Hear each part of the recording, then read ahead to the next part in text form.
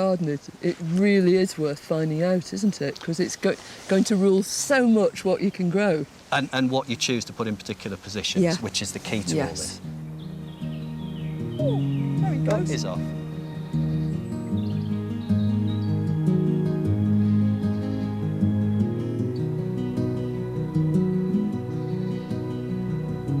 Well, what a lot I've learned.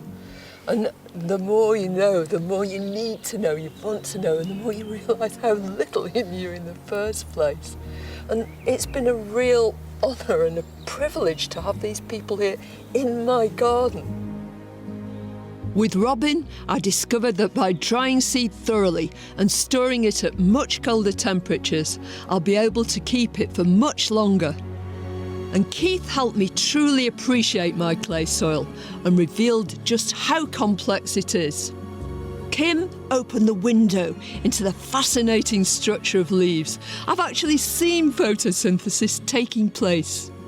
And Hilary took this further with an explanation of the complex biochemistry of those 5 plant hormones. And wasn't Jeff illuminating, showing us the structures and functions of flowers and revealing just how vital it is to plant single flowers? And Peter confirmed that understanding the diverse climates in your garden is the key to finding the right plant for the right place. What's become increasingly apparent with each visit from these highly informed and knowledgeable people is how important the science of gardening is. What matters when you're gardening is understanding your plants, understanding the way they grow, what they need, the way plants work, and above all, to see things from a plant's point of view.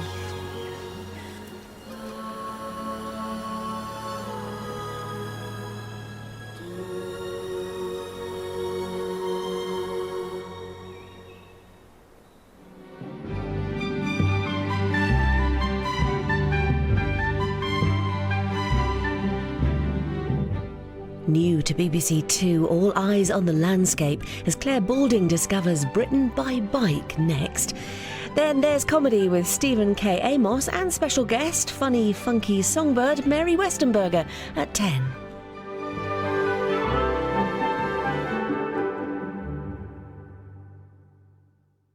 If there's one thing that unlocks the secrets of the British, it's our feelings about our homes. I've traced this very British love affair back to the 18th century. Amanda Vickery reveals the private lives locked up for more than 200 years. I want to breathe the life back into these interiors, recreating the ideas and feelings that made them. Somebody's personality really is written on the wall of their houses. She was keeping up with the Joneses. She's done very well. Discover sex, scandal, and soft furnishings. At Home with the Georgians, Thursday at 9 on BBC Two.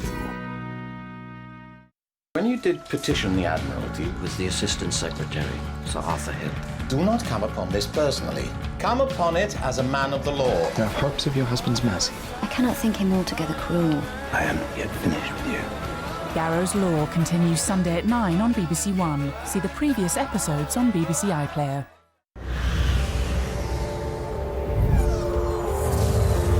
Freewheeling through the countryside now on BBC Two, Claire Balding takes to the road to follow some famous tyre tracks. 60 years ago, an extraordinary man called Harold Briarcliffe wrote a string of books about his great passion, cycling. Now largely forgotten, these overlooked gems were the culmination of a lifelong epic journey. His destination? The whole of Britain on 2 wheels. Over half a century later, armed with one of his trusty cycling touring guides and riding Harold's very own bicycle, a Dawes Super Galaxy, I'm retracing his tracks to find the glorious landscape he loved. I'm going in search of Britain by bike. Welcome to the rugged and romantic Atlantic coastline of North Devon.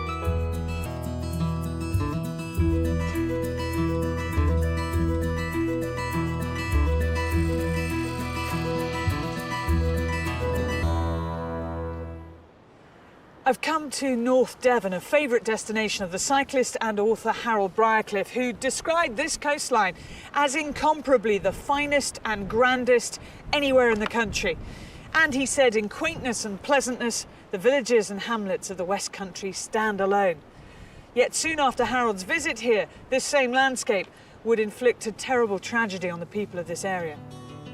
I'm following just part of Harold Briarcliffe's 286-mile tour through what he calls the crowning glory of the Atlantic coast, a stunning coastline that takes in Combe Martin and the port of Ilfracombe.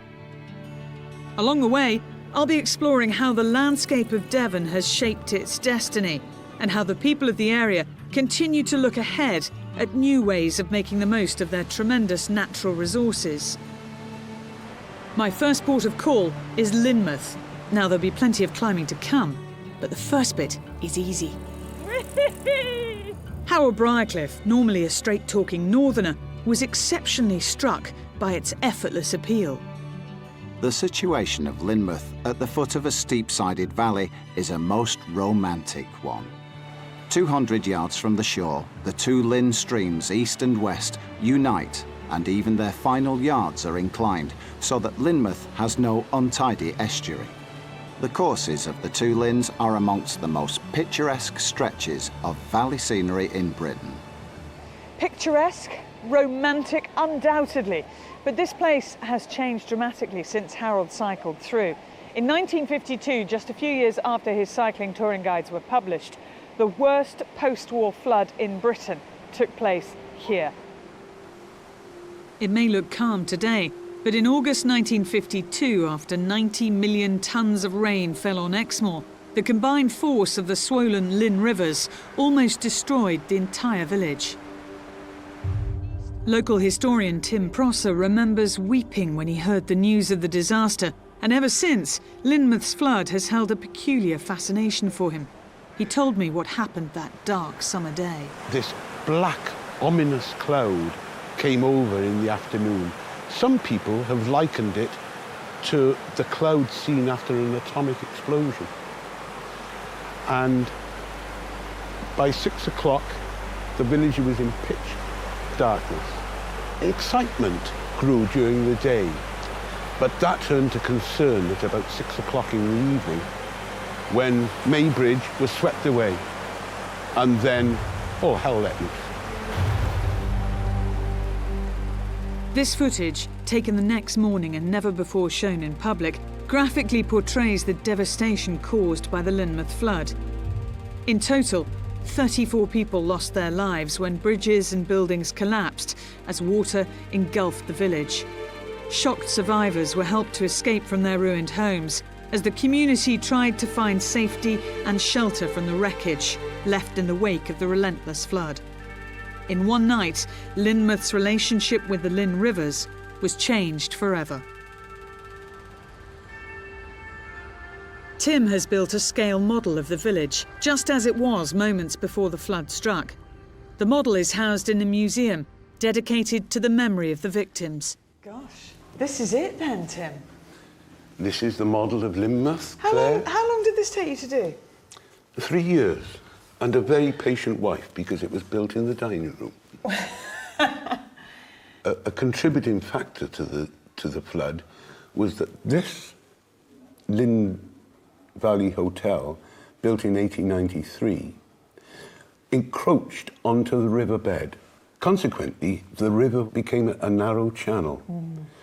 And on the night of the flood, 50, 60-ton boulders were washed down and blocked this narrow channel, forcing the river to divert through the heart of the village and cause a tremendous amount of damage. People in Linton, at the top of the cliff just above Lynmouth, slept peacefully all night without realising what was happening in the village below them. It was PC Derek Harper who managed to make his way up to the Torres Hotel, borrow a motor car and drive to Porlock 10 miles away before he found a telephone that was working. And that was about 3:30 in the morning. Help arrived at first light, and soon a rescue operation was launched.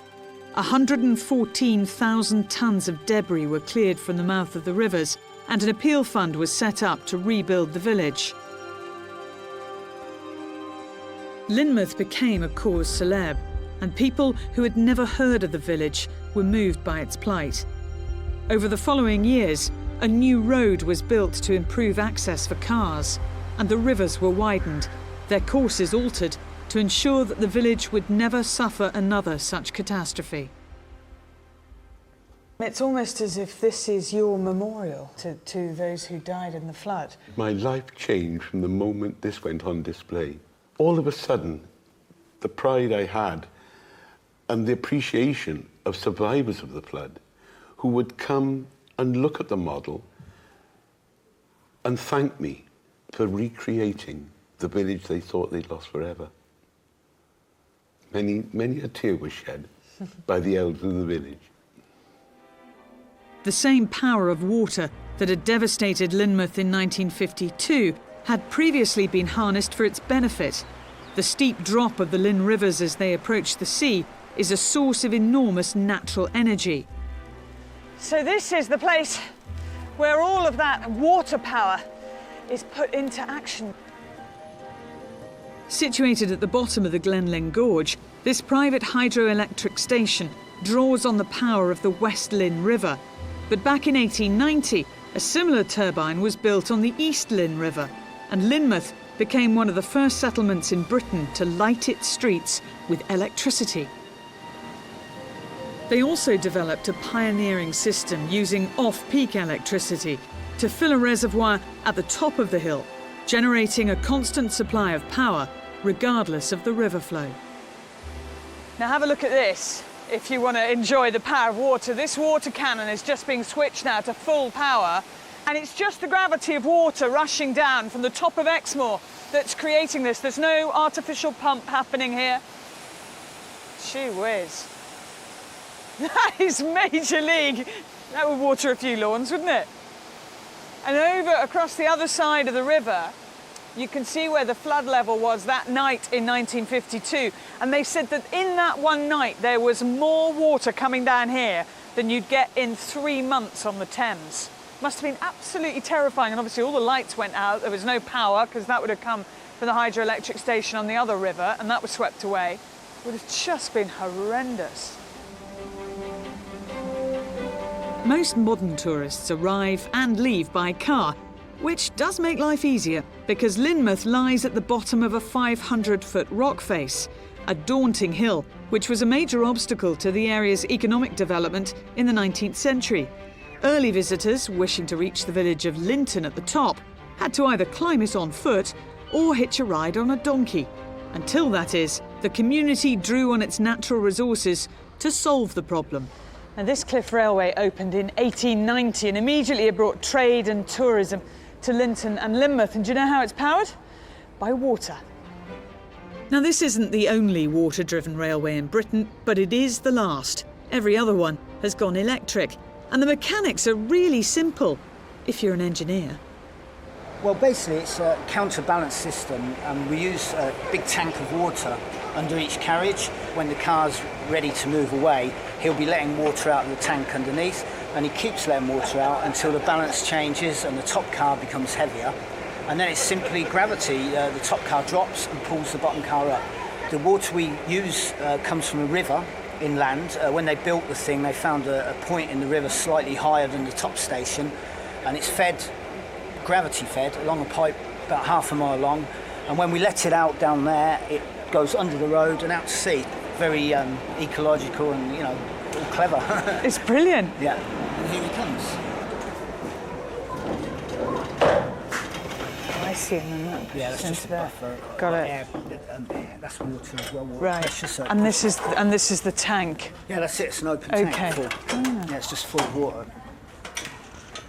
Now, Harold says in the book that you can cycle up the long way round the road, but to be honest, even he reckons this is a slightly easier option. And he writes about the people who run the Cliff Railway in the book and say that they've made provisions for bicycles. There is a charge. How much is it to take the bike on?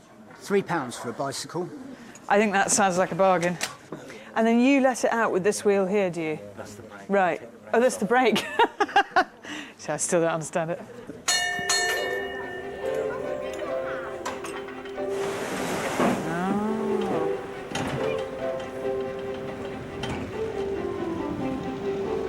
Back in 1948, the charge for bikes or luggage was twopence extra, and for Harold, it was a price worth paying to experience one of the steepest and most spectacular railway rides in the world. Automatic brakes come into action in case of any mishap. On the ascent, a glorious view opens across Lynmouth Bay at Foreland Point and the thin strip of road up Countersbury Hill. That was fantastic. That is so cool. It's a 500-foot rise. And it comes up so smoothly and quickly and so quietly as well. Thank you. Okay. Yeah, brilliant. Thank you. Okay. Thank you, sir. Thank you. Thanks. See you. Thank you very much. Bye-bye.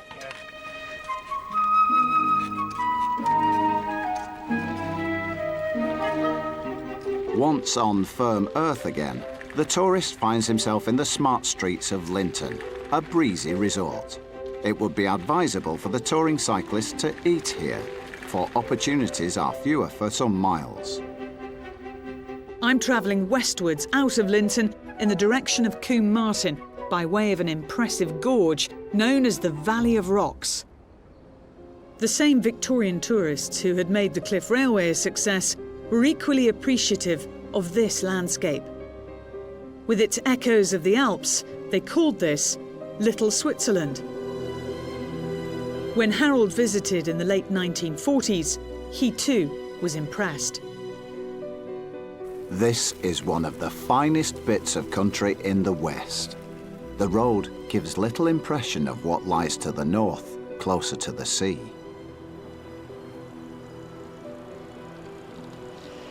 Now, Harold said that the view from this height out to sea is most alarming or satisfying, depending upon the beholder. I think it's pretty satisfying, unless, of course, you're worried about your brakes.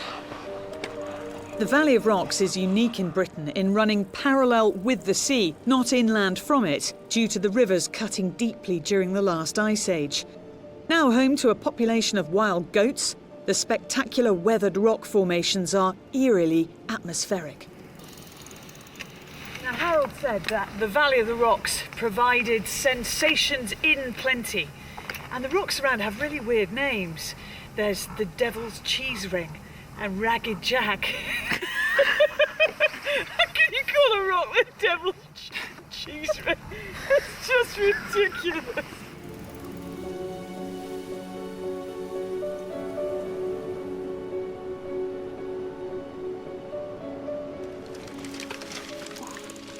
Now, Harold was very much one to stop and stare. He loved a good view.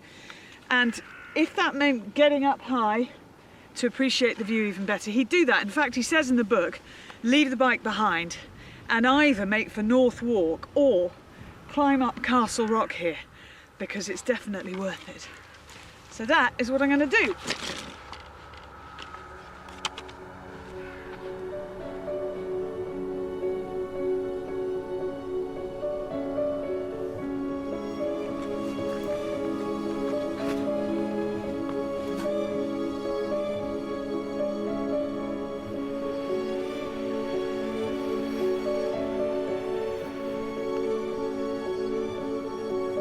Local legend says that there's the silhouette of a woman hidden in this rock, but I have to make my way down the valley and around the coast to see whether it's true, and that means a steep climb.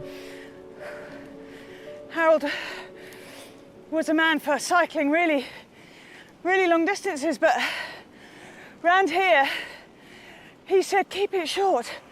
30 miles is plenty. He was right.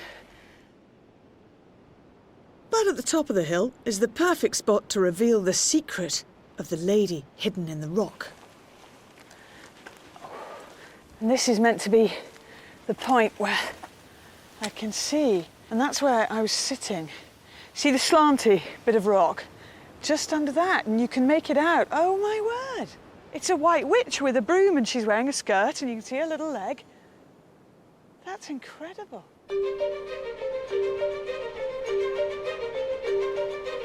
Continuing along the road, quite well surfaced at this point, The tourist climbs to another gap and then drops to the gateway of Lee Abbey grounds.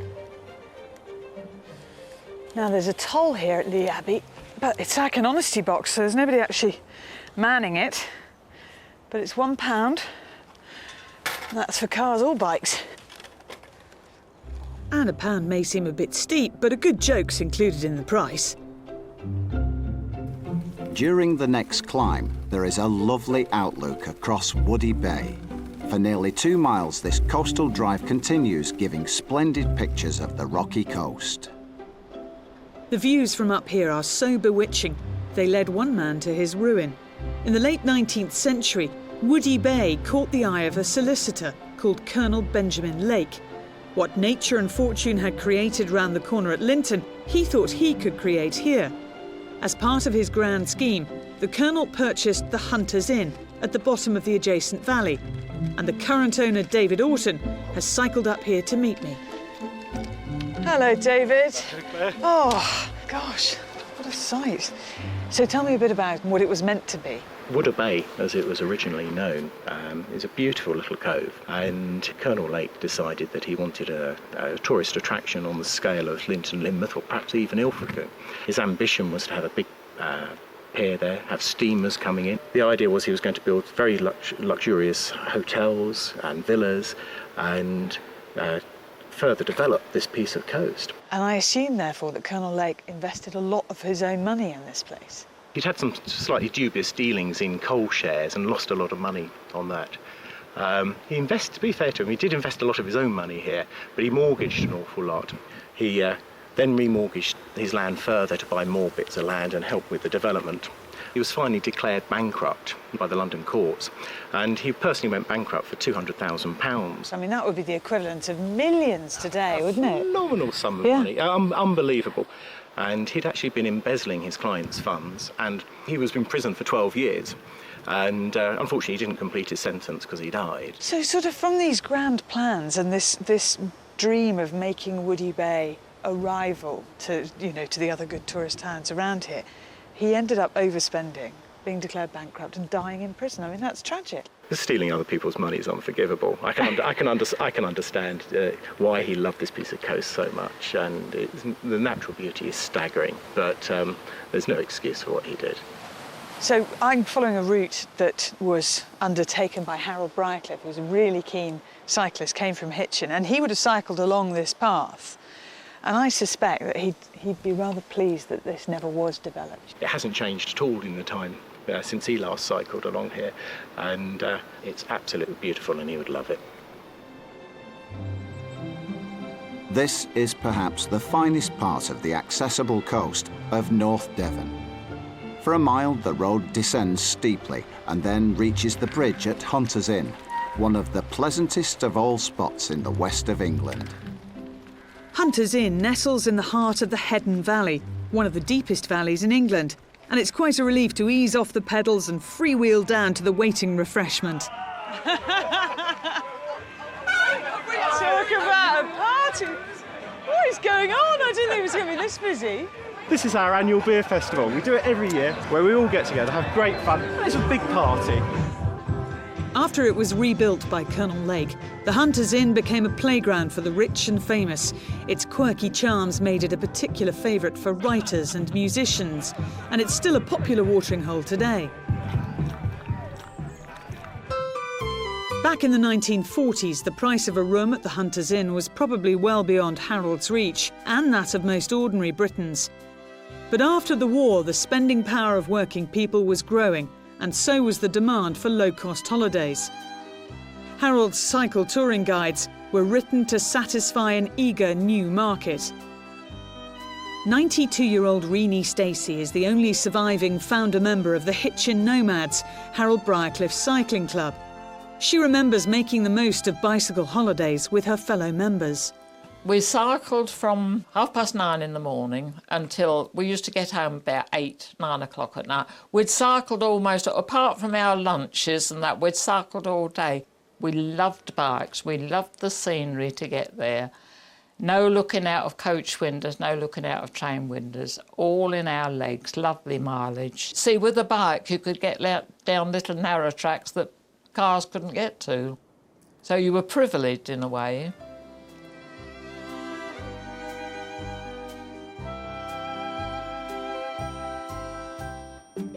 Harold's route leaves the Hedon Valley, goes up to the village of Trentisoe, and then a few miles westwards down into Combe Martin.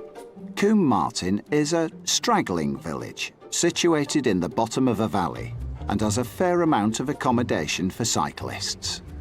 And that's all Harold had to say on the matter. But in fact, Combe Martin is a place well worth exploring further. There are hidden depths and buried treasure in those rocks, but you need more than a bucket and spade to uncover them. Mick Warburton is the captain of this historic mine, and he's responsible for uncovering the secrets of these hills. When did you first discover what was underneath the ground here? It was about 20 years ago we first came here and started to do some rough archaeology, and we started to realise what a cracking site this was. The old miners knew when you had this stone, that if it was close to limestone, which nearly all of those woods over the opposite side of the valley were all limestone quarries, and where the limestone and Leicester slates and sandstones were close, there's a good chance of getting silver lead. And so, for more than 600 years, Combe Martin was mined for its high-quality silver ore, a source of riches for the Plantagenet kings of the 14th and 15th centuries. The mines here were run by the king for his own profit. It has been said that the battles of Cressay, Poitiers and even Agincourt have been won in the shafts in Combe Martin. So Combe Martin supplied the silver that gave the crown revenue. So when they say the landscape is rich, they really mean it? Yeah, this is pretty much the richest silver mine that the king had in Great Britain.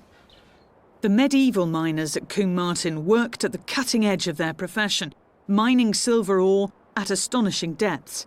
It wasn't until steam-powered pumps came in the 19th century that modern miners could uncover the original workings. When you're underground and you find something and you've found something out, you've realised the way that people have worked here in the past. That's very important to us. Perhaps the most important stage in the prospecting process is to separate the silver from the lead ore. For this, the mine captain used a tool called a vanning shovel. What you do is you put a little bit of the specimen on the shovel. You wash all the mud out of the sample. You pick a little bit of water up like this and push it forwards and backwards like that. And see what's happening immediately. Yeah. See the very dark band at the top? Yes. Silver ore. Sticks to the shovel and the light stuff washes off. Should I be calling you captain? Well, it's an honorary position, isn't it? Because I'm not paid and none of the volunteers are paid. But years ago, a mine captain would have been equivalent of a mine manager today. But you didn't have to pass any GCSEs, you just had to know what you're doing. Thank you, Captain. Thank you, Claire. Top stuff. Lovely. Where are you off now, then? I am now off to Ilfracombe. Oh, Ilfracombe. Yeah, I'm going to take it steady. Bye-bye, then. See ya. Bye-bye. Bye-bye. Mick and his team have a deep and genuine respect for the methods of their ancestors and are determined to preserve them. This area has been mined for centuries, and yet the landscape remains resolutely rugged and untouched, as if to say that the riches of the earth are here, but only if you're prepared to put in the work.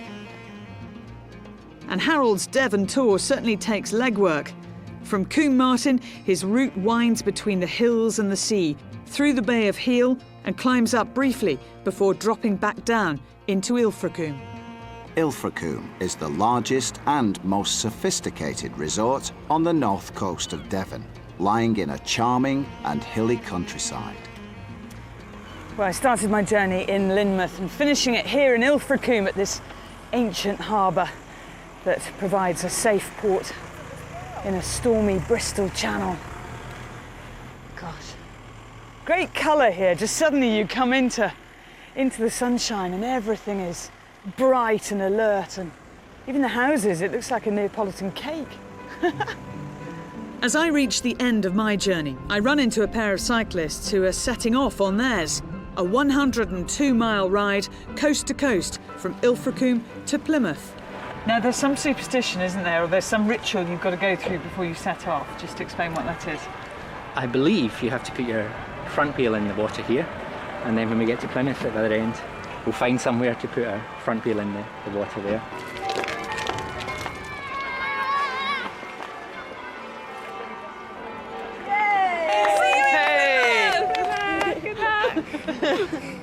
Ilfracombe has always made use of its sheltered setting. The natural harbour here has given the town an importance beyond its size. In the book, Harold says that this place was a busier or bigger port in the 14th century than Liverpool. Is that true? Strategically, Ilfracombe was very important. It's much closer to the open Atlantic than Liverpool was or is.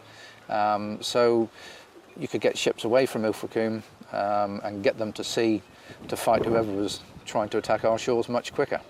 And what about Ilfracombe as a town? Is it thriving? We've had a rocky ride, but Ilfracombe is on the up again. There's no doubt about that. There's regeneration and development plans here, and yeah, the place is starting to buzz again. I guess if you live here, you look around you and you think, we've got a lot of water, we've got a lot of wind. How can we make it work? It's the second highest rise and fall of tide in the world. We need to harness that 30-foot rise and fall. Now, the technology to do that is not quite there. The horizontal movement of tide is there with waves, but we're looking very much at the vertical movement of tide, and when technology gets there, we're going to be first in line, I'm sure. And that's it, because you've got the natural resources. Almost as important, if not more important, is you've got the attitude. You want to do something. That's absolutely right. You know, there's no cavalry coming over the hill at Ilfracombe. You've got to get on and do it yourself, and that brings that community spirit.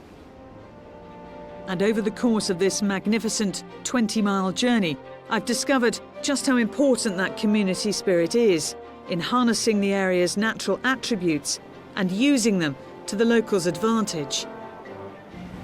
It is a stunning countryside, but you can also see the power of nature, and we've seen it from Lynmouth and the floods to the Cliff Railway, the hydroelectric power station, the silver mines at Combe Martin, when you really use everything that's given around you. And you look out here to the Bristol Channel and it looks pretty choppy out there. And yet there's still people going out in a rowboat saying, yeah, all right, we can do this, we can push against the tide.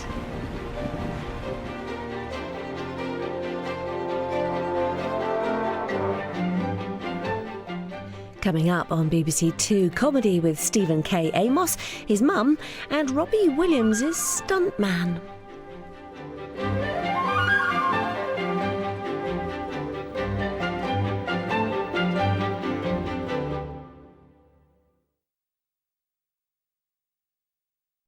No, I love you. Love you more. You hang up. No, you hang up. Love you. Are you talking to your wife, Simon?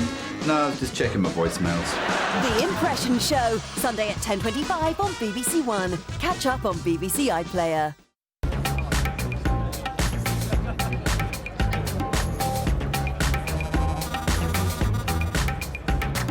Run for your lives, everyone! Here comes Roland with his boring food. Classic. Michael Caine talks very, very slow.